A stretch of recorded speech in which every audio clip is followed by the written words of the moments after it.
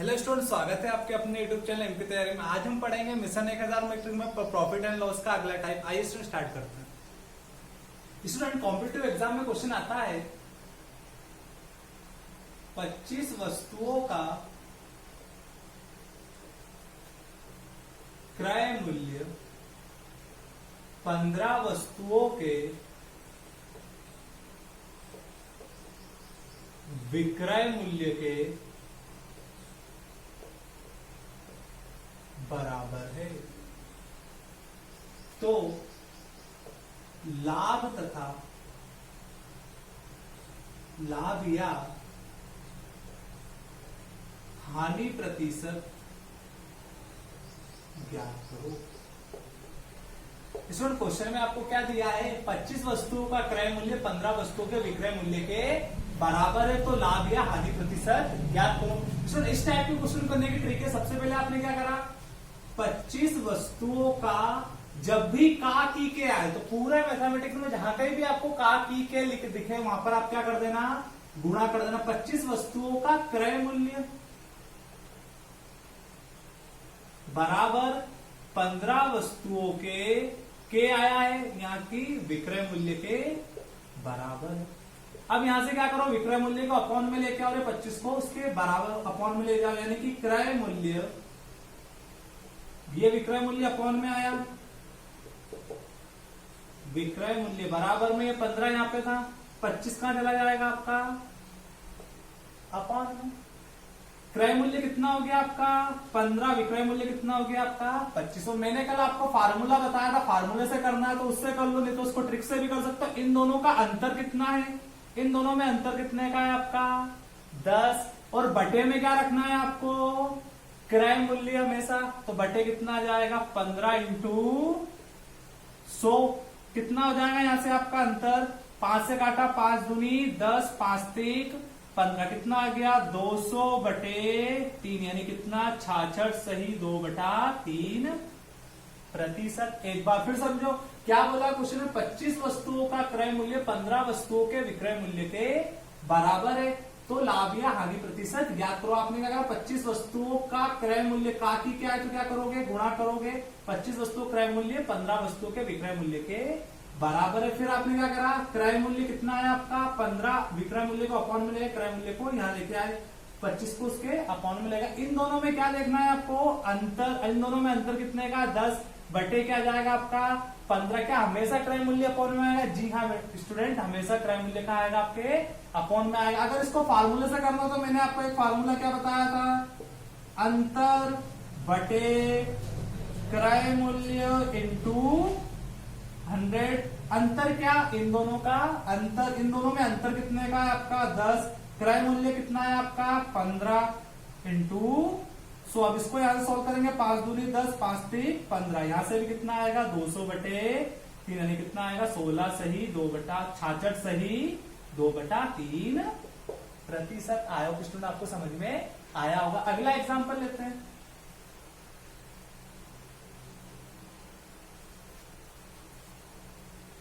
यदि स्टूडेंट अब आपसे बोला जाए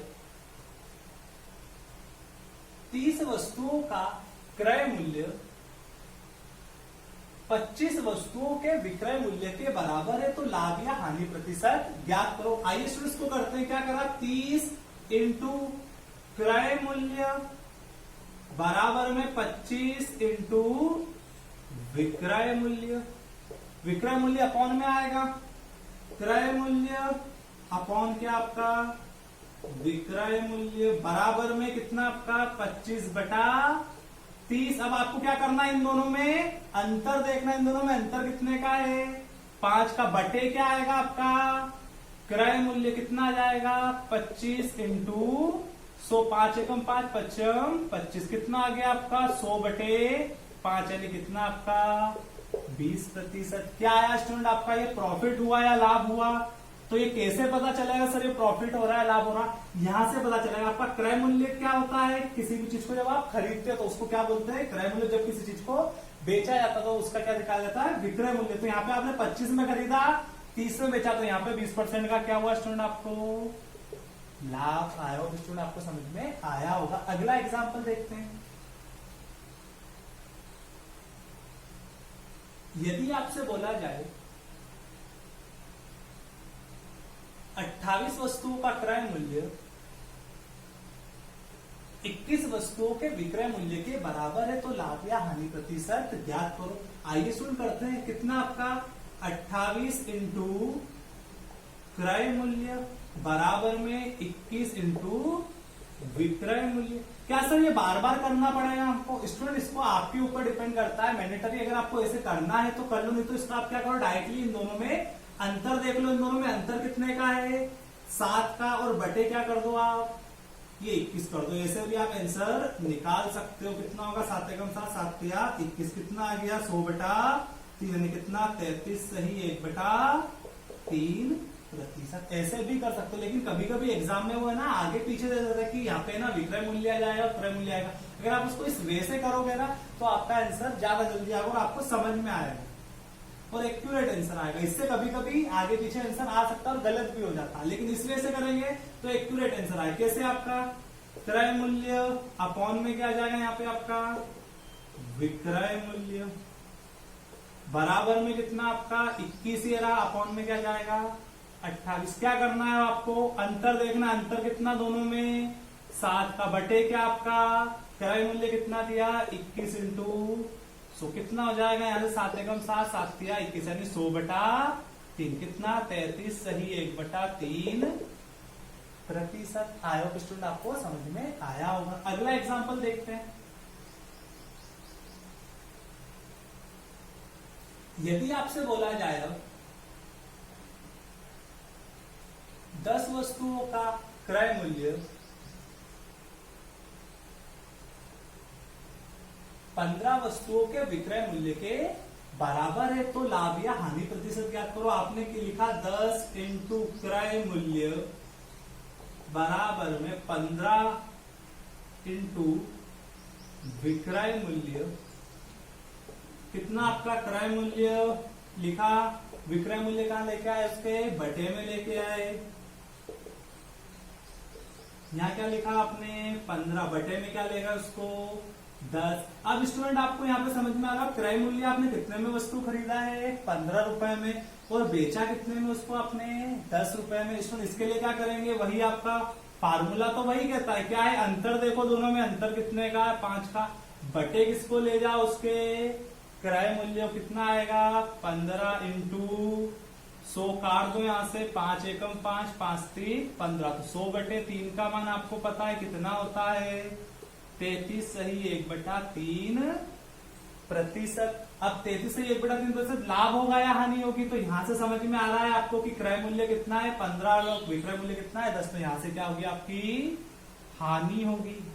कितनी होगी? 33 सही 1/3% की हानि होगी। अगला एग्जाम्पल देखते हैं स्टूडेंट। यदि आपसे बोला जाए 12 वस्तुओं का क्रय मूल्य 18 वस्तुओं के विक्रय मूल्य के बराबर है तो लाभ या हानि प्रतिशत ज्ञात करो। आइए स्टूडेंट इसको करते हैं। क्या बोला आपको? 12 वस्तुओं का क्रय मूल्य 18 वस्तुओं के विक्रय मूल्य के बराबर है। अब यहां से क्रय मूल्य लिखा आपने, अपॉन में क्या लेके आओ? विक्रय मूल्य।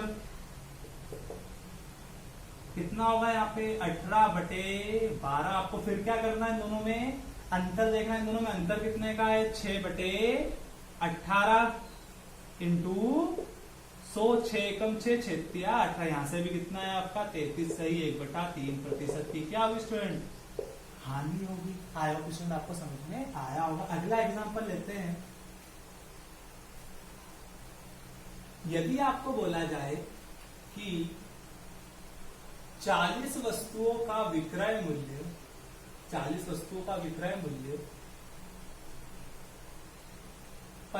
वस्तुओं के क्रय मूल्य के बराबर है।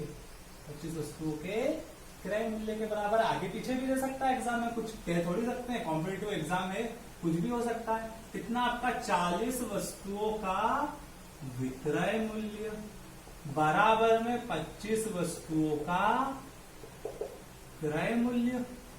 अब क्या करो? विक्रय मूल्य को अपॉन में लगेगा 40/25 25 बराबर में कितना आएगा यहाँ पे, क्रय मूल्य तो आपका एज इट इज रखा, विक्रय मूल्य कहाँ जाया, उसके बटे में गया, और इस 25 को भी यहाँ पे लेगा। अब क्या करो, इन दोनों में अंतर देखा, इन दोनों में अंतर कितने का है सर, 15 का है, और डिवाइडेड बाय क्रय मूल्य कितना दिया आपको, 40 इंटू क्या आपका 100, काट दो इसको, 0 से 0 कैंसल, कितना हो गया यहाँ से 150 बटे 4, कितना आएगा आपका 150 यानी कि 37.5%, 37 सही 1/2% नहीं हो तो भाग देगा, देख लो 150 बटे 4, 4 3 12, कितना आ गया यहाँ से आपका 30, 728, कितना बचा आपका 2/4, काटा 1/2, तो कितना आ गया आपका यहाँ से 37 सही 1/2%। आई होप स्टूडेंट आपको समझ में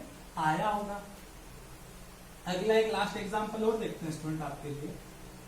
यदि आपसे बोला जाए कि 15 वस्तुओं का विक्रय मूल्य 20 वस्तुओं के क्रय मूल्य के बराबर है, तो लाभ या हानि प्रतिशत ज्ञात करो। आइए इसको करते हैं। 15 वस्तुओं का विक्रय मूल्य बराबर 20 वस्तुओं का क्रय मूल्य।